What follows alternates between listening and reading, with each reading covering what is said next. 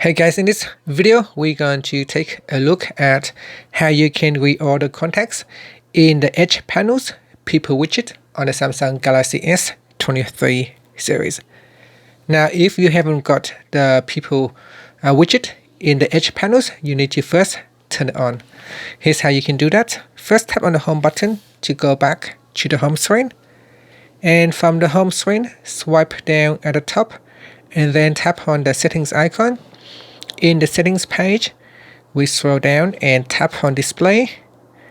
Next, scroll down and tap on Edge panels.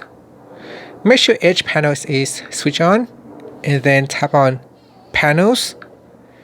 In the panels page, swipe across and then select the People panel. Once you have selected the People panel, it will be added to the Edge panels.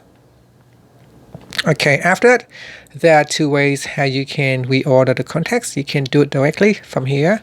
So tap on the edit button at the bottom, and here touch and hold on the contacts, and then drag it up or down to reorder your contacts in the People widget panel.